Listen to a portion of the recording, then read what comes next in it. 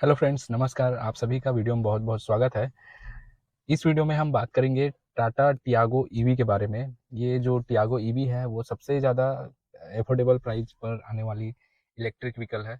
और फ्रेंड्स, यदि आप इलेक्ट्रिक व्हीकल लेते हैं तो उसके क्या क्या प्रॉफिट हैं, क्या क्या बेनिफिट्स हैं, उसके बारे में आज हम बात करेंगे। तो सबसे पहले यदि हम बात करें प्राइस की तो करीब 12,50,000 रुपये, 12,50,000 रुपये में फास्ट चार्जर 7.2 किलोवाट का चार्जर, साथ में इसके ये जो सीट कवर आप देख रहे हैं मेट और जो पीछे का गार्ड है वो, ये सारी चीज़ें मिला करके 12,50,000। और फ्रेंड्स, इसमें आता है 24 किलोवाट की बैटरी। टाटा टियागो ईवी में 24 किलोवाट की बैटरी आती है, जिसको चार्ज करने में 24 यूनिट बिजली कंज्यूम होता है। गाड़ी है वो लगभग 250 से 300 के बीच में चल जाती है। विथ एसी भी इसमें 250, 260, 270 का रेंज जो है मैंने निकाला। विथ एसी मान लीजिए 250। और यदि आप थोड़ा रफ चलाते हैं थोड़ा, तो उस कंडीशन में ये 230-40 आराम से निकाल के दे देती है। तो रेंज के मामले में भी गाड़ी अच्छी है, अच्छा खासा रेंज जो है ये प्रोवाइड कर देती है। और फ्रेंड्स, यदि हम बात करें अंदर स्पेस की तो आप देख सकते हैं काफ़ी पर्याप्त स्पेस है अंदर। 4 लोग आराम से इसमें बैठ के सफ़र कर सकते हैं। और टाटा जो टियागो के एसी है, एसी भी अच्छा है। 1-2 पे आप 25-26 की जो है कूलिंग अच्छा रहता है।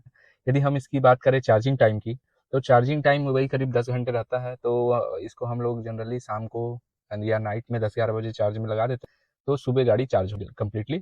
तो जित 10 मान लीजिए 9 घंटे में चार्ज होने वाली है, तो टाइम हम देख लेते हैं कितने बजे चार्ज हो जाएगी और उस टाइम पे जाके गाड़ी का प्लग ऑफ कर देते हैं। तो चार्जिंग में कोई दिक्कत नहीं होता है। कि पहले लेने से पहले हम ये सोचते थे कि 10 घंटे चार्ज करना है, काफ़ी ज़्यादा टाइम लगेगा। लेकिन लेने के बाद समझ में आया कि चार्ज करना है मतलब केवल प्लग इन करना है। जहाँ आप गाड़ी पार्क कर रहे हैं वहाँ एक पावर सॉकेट लगा दीजिए और चार्जर लगा के चालू कर दीजिए और देख लीजिए 8-9 घंटे बाद उसको बंद कर दीजिए। बस इतना ही करना होता है चार्जिंग के लिए और कुछ नहीं। और फ्रेंड्स, इसके साथ हमने ले लिया था 7.2 किलोवाट का फास्ट चार्जर वाला वेरिएंट। लेकिन उसकी आवश्यकता कभी पड़ती नहीं है, क्योंकि यदि आप फास्ट चार्जिंग में चार्ज करते हैं तो आपको 3-4 घंटे बाद हटाना पड़ेगा।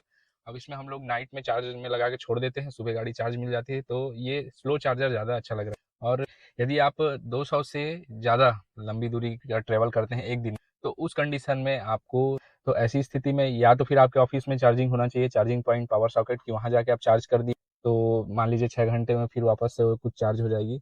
या तो फिर कहीं फास्ट चार्जर की व्यवस्था होनी चाहिए जो आप 1 घंटे में चार्ज। तो यदि आप 7.2 किलोवाट वाली ली तो 50,000 पे एक्स्ट्रा करना पड़ेगा। और एक बार यदि आप गाड़ी ले लेते हैं, स्लो चार्जिंग वाली गाड़ी ले लेते हैं, आप चाहेंगे कि उसे आप फास्ट चार्जिंग वाली गाड़ी बनाए, उसमें 50,000 एक्स्ट्रा पे करके 7.2 किलोवाट वाली चार्जिंग जो है चार्जर लगाना चाहेंगे, तो वो पॉसिबल नहीं है। आपको लेते समय ही इसे ऑर्डर करना होगा।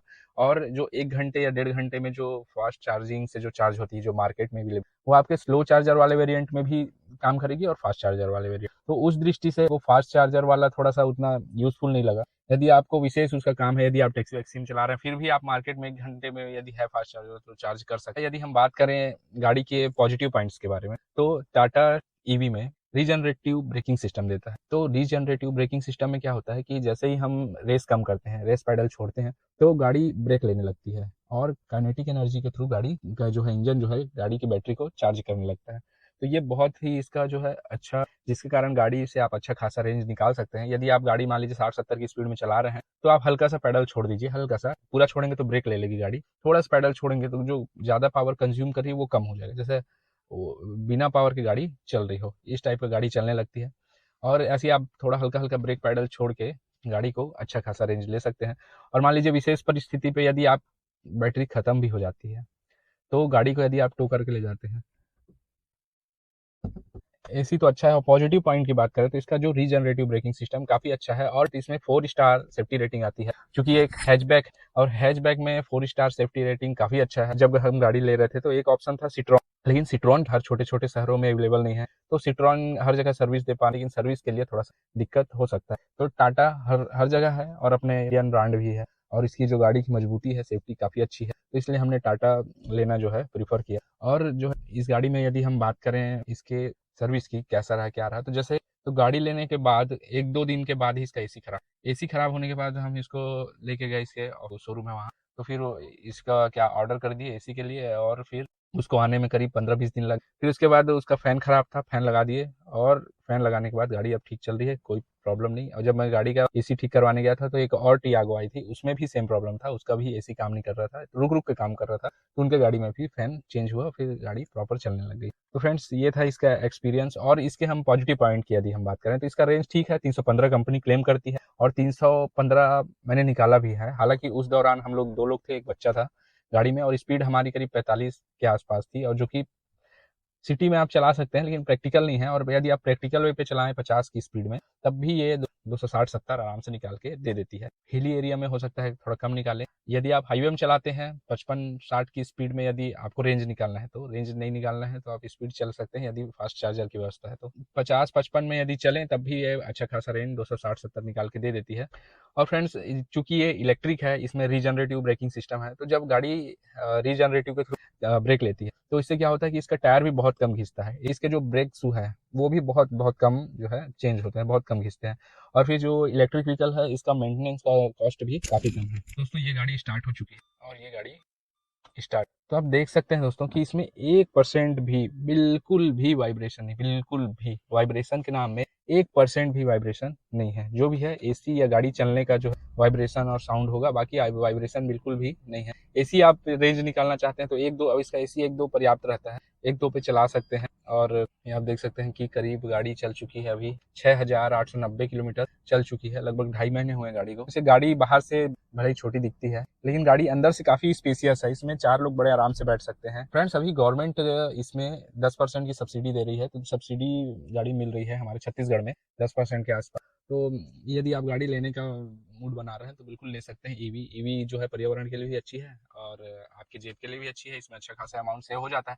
चूंकि ये 24 किलोवाट की बैटरी है तो 24 यूनिट इसमें बिजली कंज्यूम होती है एक बार चार्ज करने में। हाँ 6 रुपए पर यूनिट है तो उस हिसाब से 144 रुपए का कॉस्ट आता है, तो रनिंग कॉस्ट काफी कम आता है। कंपनी जो है 1,80,000 किलोमीटर इसमें गारंटी मोटर पर और प्लस बैटरी पर देती है, साथ ही साथ 8 साल गारंटी देती है, जो कि हो सकता है आगे चल के कम हो जाए। तो जो काफ़ी अच्छी बात है, यदि कंपनी अपना भरोसा जता रही है अपने प्रोडक्ट इतना लंबा 8 साल का, तो बिल्कुल इस पर विश्वास किया जा सकता है। और बाकी गाड़ी का परफॉर्मेंस तो काफ़ी अच्छा है, यदि आप स्पोर्ट मोड में डाल तो इसका परफॉर्मेंस काफ़ी इंप्रूव हो जाता है। और ड्राइव मोड पे यदि गाड़ी चलाते हैं तो गाड़ी ठीक चलती है। अब वैसे मेरी बात यदि करें तो यदि पावर की जरूरत है, ओवरटेक करना है या चढ़ाई है या कहीं इंस्टेंट पावर, तो उस कंडीशन में आप स्पोर्ट मोड लगाएं, उसके बाद फिर ड्राइव मोड पर ही चले। क्योंकि मान लीजिए 50 या 60 की स्पीड में चल रहे हैं, 70 की में, तो आप स्पोर्ट मोड पे चले या ड्राइव मोड, एक ही बात है। तो फ्रेंड्स ये था इसके पॉजिटिव पॉइंट्स, नॉइस फ्री है, वाइब्रेशन नहीं है और पॉल्यूशन भी इसमें नहीं होता है, ये जो है अच्छी चीज़ें हैं।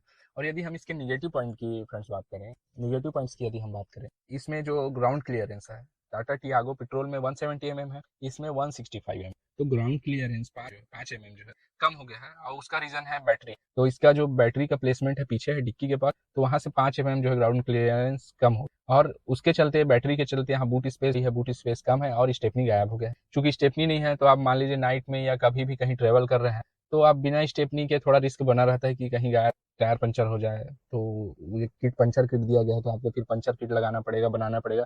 और चूंकि कभी पंचर किट लगाया नहीं है तो उतना एक्सपीरियंस अभी तो नहीं है, तो एक ये थोड़ा सा ड्रॉबैक है इसका। और दूसरा कहीं टायर वायर फट जाता है, खुदा न खास्ता ऐसा कुछ हो जाता है, तो उस स्थिति में भी एक प्रॉब्लम हो जाती है कि फंसने वाला, तो यहाँ पर एक स्टेपनी तो देना चाहिए था, तो ये एक बोल सकते हैं। और यदि पॉजिटिव पॉइंट की बात करें तो पॉजिटिव पॉइंट में इसका जो म्यूजिक सिस्टम है ये भी अच्छा है, एसी अच्छा है, गाड़ी का जो कुशनिंग है सीट की तो काफ़ी अच्छी है। और यदि गाड़ी के हम कंफर्ट की बात करें तो टाटा के जो सस्पेंशन है काफ़ी बढ़िया रहते हैं, आप गड्ढे में और रफ रोड में भी बड़े मंजे से गाड़ी को ड्राइव कर सकते हैं, कोई दिक्कत नहीं आता है। सीट भी कुशनिंग है, कंफर्ट भी अच्छा है। इसके जो हेडलाइट वगैरह है गाड़ी में आपको क्रूज कंट्रोल मिल जाता है। गाड़ी कौन से मोड, ये कैसे पता करें, एक तो आप यहाँ से देख सकते हैं, यहाँ से, लेकिन यहाँ से कोई देखता नहीं है क्योंकि आप गाड़ी ड्राइव कर रहे हैं तो आप नीचे तो बार बार मुड़ मुड़ के देखेंगे नहीं। यहाँ से आप देख सकते हैं गाड़ी यदि स्टार्ट है तो यहाँ रेडी लिखा हुआ आएगा, और यदि न्यूट्रल पे ब्रेक दबा के आप ड्राइव पे लगाते हैं तो डी, स्पोर्ट पे लगाते हैं 25% के नीचे स्पोर्ट मोड नहीं लगता है तो ड्राइव मोड पर ही गाड़ी रहेगी। यहाँ से रीजनरेटिव ब्रेकिंग, ये बैटरी को दिखा रहा है, और ये रहा ड्राइव हमेशा ये ऊपर की ओर जो ड्राइविंग का पॉइंट दिखाएगा, नीचे रीजन का पॉइंट दिखाएगा, तो ऊपर कोशिश करें कि या तो रहे ही ना रहे तो 1-2, विशेष परिस्थिति की बात अलग है कि ज्यादा 3-4-5, लेकिन और स्पोर्ट मोड का यूज हमेशा आप ओवरटेक के लिए या जब आपको पावर की जरूरत हो तब करें, फिर वापस ड्राइव मोड पर चले जाएं, भले आप क्रूज लगा लें, जब जरूरत हो तब स्पोर्ट मोड लगाएं। तो इस तरीके से आप ज्यादा से ज्यादा रेंज अपनी गाड़ी भी निकाल पाएंगे।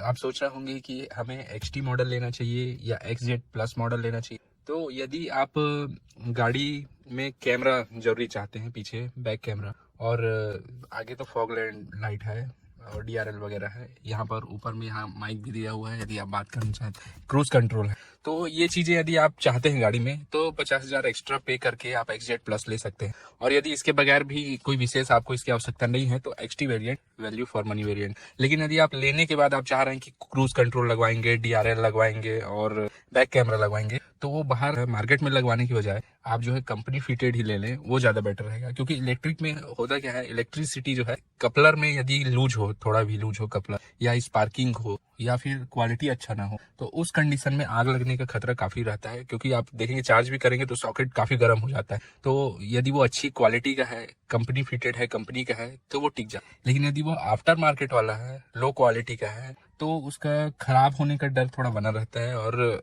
आग लगने की संभावना भी रहती है। अभी एक तो वो सेफ नहीं रहता है। तो यदि जो आप XZ प्लस लेते हैं तो उसमें ये सारी चीज़ें आपको फिटेड मिल जाएंगी, बाहर से कुछ भी करवाने की जरूरत नहीं है। और यदि जरूरी नहीं है तो आप XT वेरिएंट पे भी जा सकते हैं। और एक प्रश्न ये भी उठता है कि लॉन्ग रेंज वाला लेना चाहिए या कम रेंज वाला लेना। तो फ्रेंड्स, की जो इसका बैटरी है, यदि आप लॉन्ग रेंज वाली वेरिएंट तो उसका बैटरी का लाइफ भी ज्यादा रहेगा। वो ज्यादा बार, एक जो लिथियम आयन बैटरी होती है वो 2,500 से 3,000 बार जो है रिचार्ज उसका साइकिल लाइफ होता है। तो यदि आप कम रेंज वाली गाड़ी लेते हैं तो उसका लाइफ भी कम रहेगा, रेंज एंजाइटी भी हो सकती। और यदि लॉन्ग रेंज वाला वेरिएंट लेते हैं तो उसका लाइफ भी ज्यादा रहेगा, रेंज एंजाइटी से भी फ्री रहेंगे। और तो मेरे ख्याल से लॉन्ग रेंज वाले वेरिएंट में जाना चाहिए, ताकि आप निश्चिंत होकर के अपनी गाड़ी को यूज कर सकें। गाड़ी में आपको यहाँ पर वॉल्यूम का कंट्रोल मिल जाता है, इधर क्रूज कंट्रोल मिल जाता है, यहाँ पर ये battery regenerative system, safety feature में यहाँ चार्जर अनलॉक करने के लिए, मान लीजिए आप कहीं बाहर में चार्ज कर, तो आपकी गाड़ी का जो चार्जर है वो लॉक हो जाएगा। जब तक आप यहाँ चाबी से कार को खोल के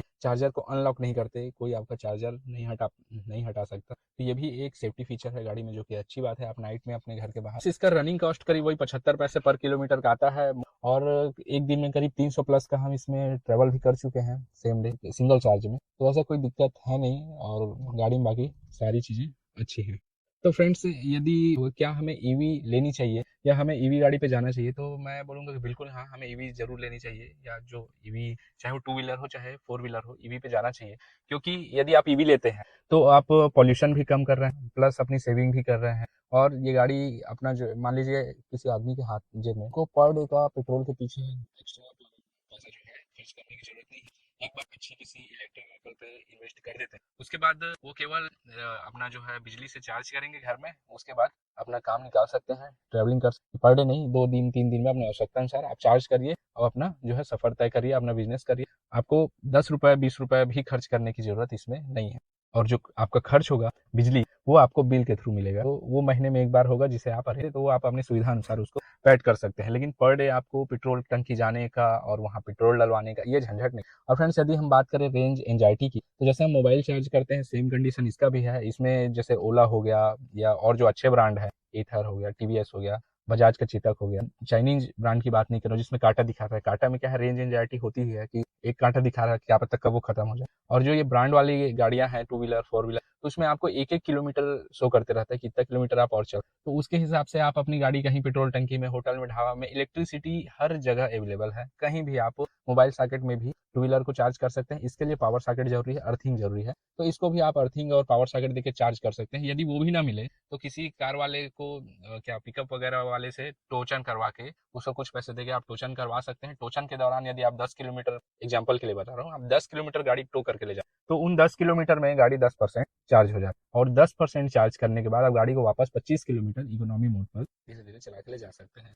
20 किलोमीटर चलाएंगे तो 20% चार्ज हो जाएगी, जिसमें कि 50 किलोमीटर चल जाएगी। तो इस तरीके से विशेष परिस्थिति में आप ये भी काम करके गाड़ी को चार्ज कर सकते हैं। और पावर से पेट्रोल टंकी में, गैराज या अधिकांश जगहों पर पावर सॉकेट तो होता ही है। आप गाड़ी में करीब 20 मीटर लंबा या 15 मीटर लंबा एक केबल रखिए, और साथ में एक अर्थिंग में गड़ाने के लिए राड, एक पावर सॉकेट, और फिर गाड़ी सेफ है। आप कहीं भी जा सकते हैं, इमरजेंसी में कहीं पर भी आप गाड़ी अपनी चार्ज कर सकते हैं। तो वैसा कोई विशेष दिक्कत नहीं है। तो इलेक्ट्रिक व्हीकल बिल्कुल लेना चाहिए, क्योंकि पेट्रोल आज नहीं तो कल कम तो होगा ही, रेट इंक्रीज होंगे ही, चाहे हम गवर्नमेंट के दोष दें या किसी को भी। और एक समय के बाद वो काफी कम हो जाएंगे और हमको टोटली इलेक्ट्रिक पर आना ही पड़ेगा। आप देख सकते हैं, जैसे ट्रेन, पहले ट्रेन कोयले से चलती थी, उसके बाद डीजल से चलती थी, उसके बाद अब इलेक्ट्रिसिटी से चल रही है ट्रेन। बड़े बड़े इंजन है, उसके अंदर बड़े बड़े मोटर लगे हुए हैं इलेक्ट्रिक, और वो न जाने कितने सारे बोगियों को खींच के ले जाती है। पावर की कोई कमी नहीं। सेम इसमें भी है, आप पावर मोड लगाइए, फिर गाड़ी पावर की बिल्कुल भी कोई कमी आपको महसूस नहीं होगी। अच्छा खासा पावर जो है गाड़ी डिलीवर करती है, और आप यदि नॉर्मल चलें तो अच्छा खासा रेंज भी आप निकालें। और फिर